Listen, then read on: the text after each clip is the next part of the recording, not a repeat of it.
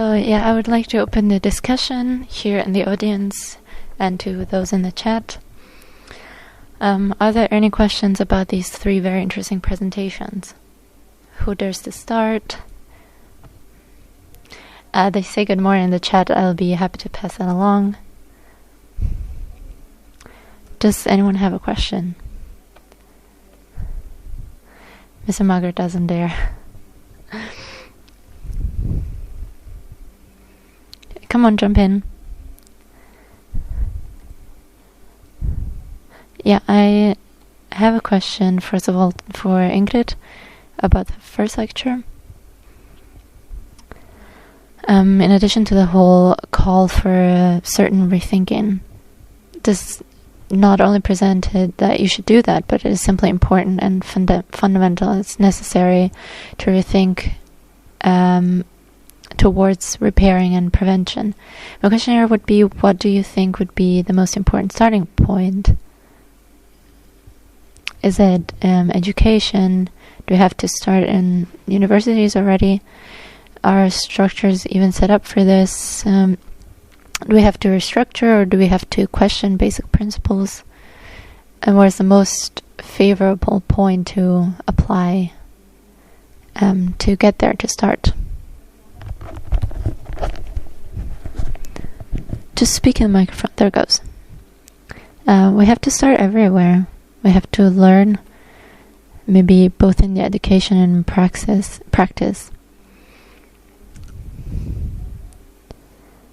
To think in terms of interdisciplinarity. We talked about it. Everybody has a specific training and a know-how, their knowledge, but we need to think more about how we can use that, how we can draw new insights from our collective knowledge in the face of this crisis.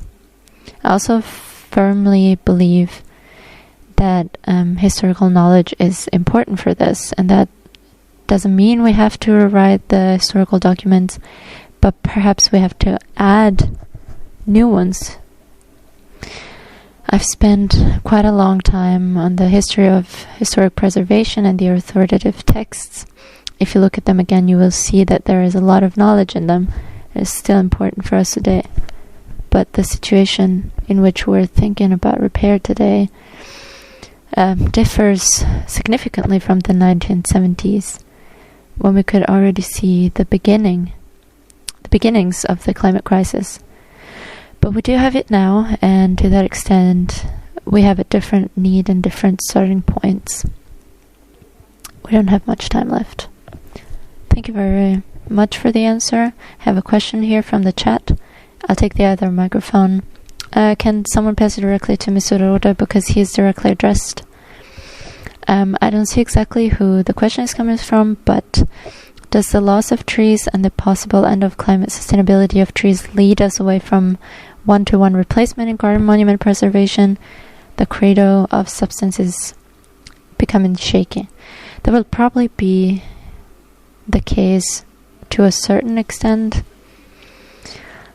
but we will then have the generic oak, the German oak as a substitute, but maybe the sessile oak or the cedar oak or other oaks, which means that the character remains more or less the same, but then you have to be able to explain that as really an internal choice, and that you have decided to choose climate resistant varieties or species.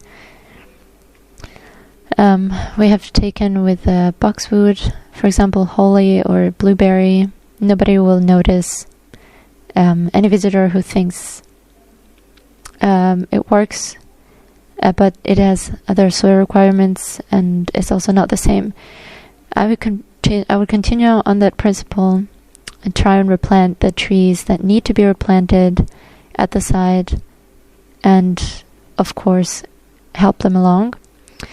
The question is justified and is also meant rhetorically, maybe, because that already means that we think about how we can preserve the work of art as such in its expressiveness through daily care. I've opened the window completely. The question was from Ms. Sanekan, just for the sake of completeness. Are there any other questions for our three speakers?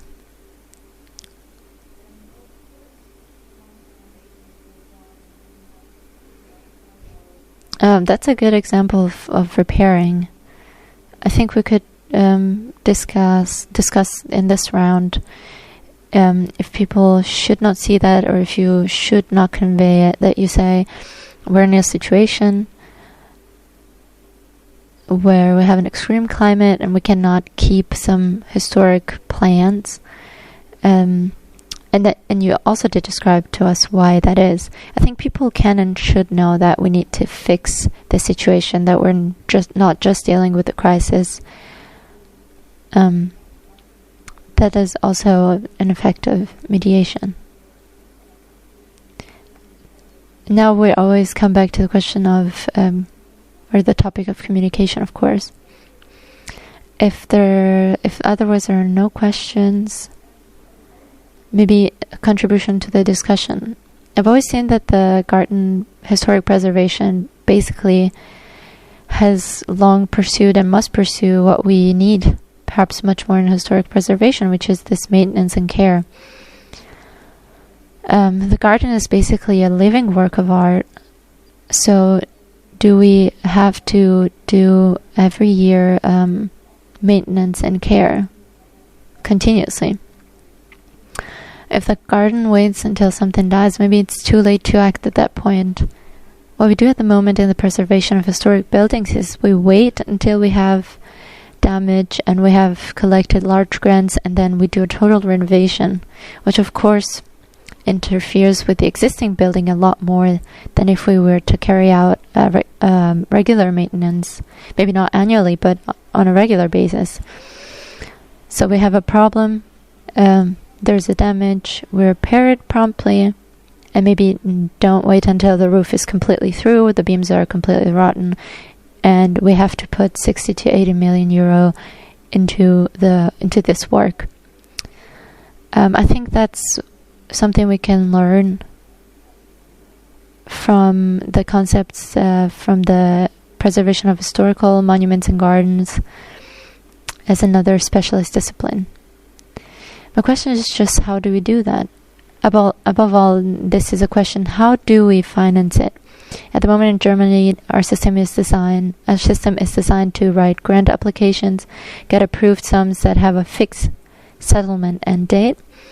So if you receive a subsidy notice today, it says that you will receive the subsidies for the next 3 years, after which subsidy account must be settled. Maintenance and care is a continuous service, and I would like to share this with you. Maybe there are some ideas on how we can bring about change in maintenance and care and in building maintenance in Germany. Both are big topics, of course, and maybe they need their own events, but nevertheless I would like to put this into the audience, to put this input in, because we have just talked about preservation. I know the DBU can't solve it, unfortunately. We've tried. Well, for years I have been in charge of a very small private foundation that has taken care of the Gottes in Halle, starting with repair. Funds come in every year, and there was actually nothing left to repair, but it was supposed to go into the maintenance phase. I anticipate the ending. It didn't work out because the tendering already fails on issues like tendering. You have a maintenance contract that runs for many years, and it's important that it's done by the same person. The same restorer who goes through once a year and sees exactly in the continuity of their own observation. For example, here's a plaster that the covers are gone, or on the bricks there's moss. This year I have to take it down. It doesn't make any sense that every year there's a new restorer.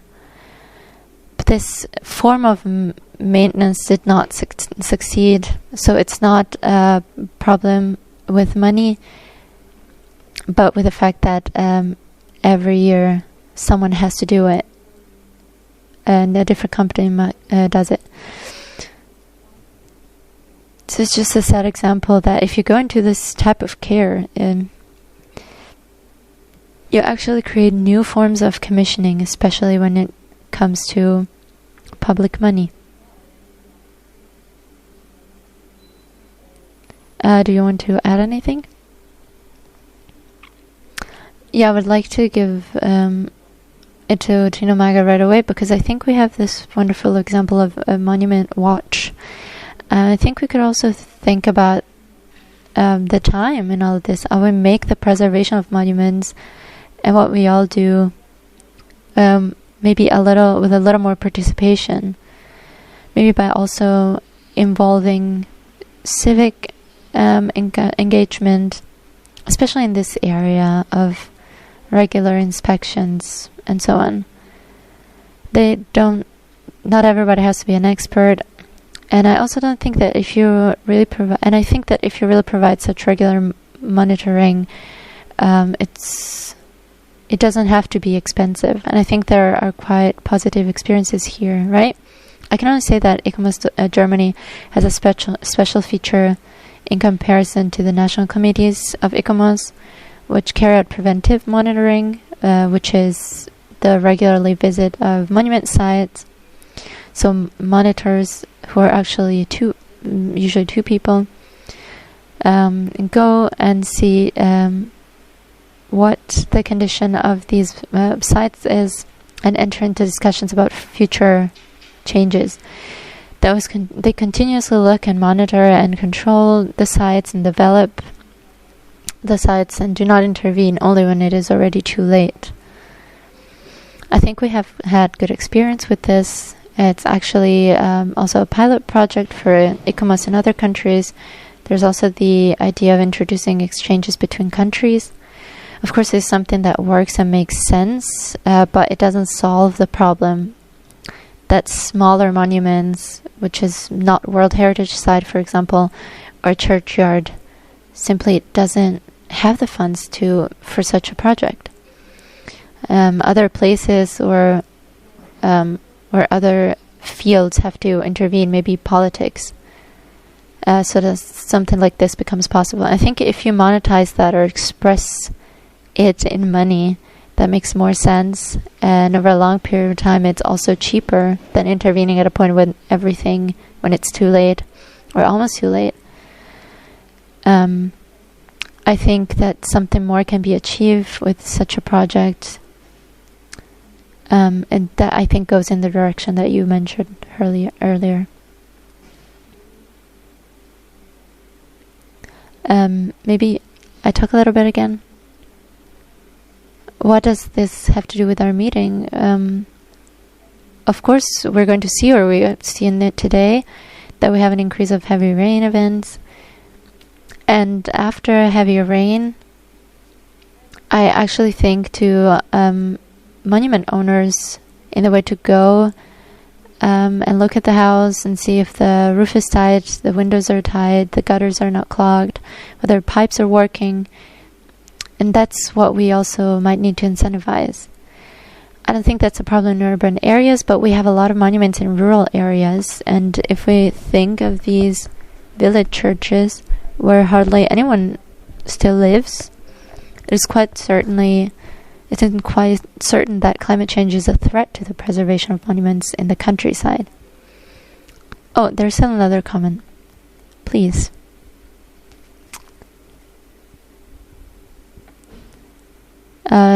I talk from ICOMOS on the issue of Monument Watch.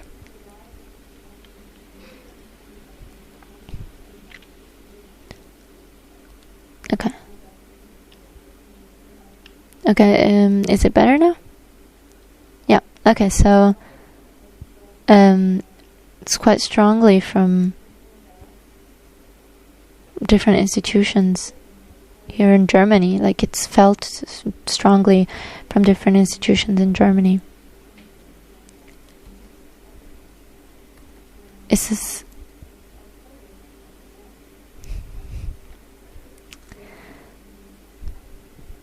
So in different institutions has been discussed, and it's a topic in Germany as well. And so at the time I was in Lower Saxony, which is very, very close to the Netherlands. And that was a topic there too. And I have also experienced it now in Lithuania.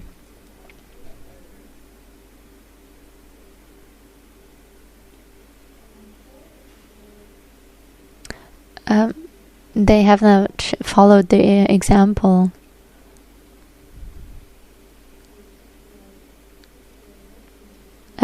Of Monument Watch, but in Germany it's been done selectively. I don't know, maybe there is also resistance there's also resistance from official monument preservation organizations. I don't know.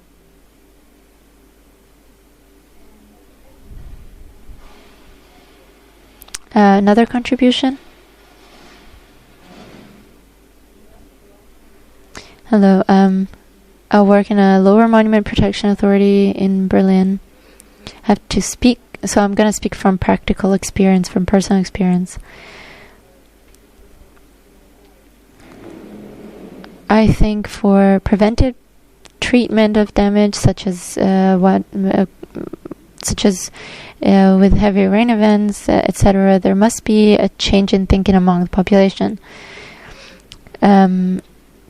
It's so that builders and architects come to us, and they have to repair damages that have been there for years. And it's something that they have known for years, and that should have been addressed first. So I think it would be nice to think practically ahead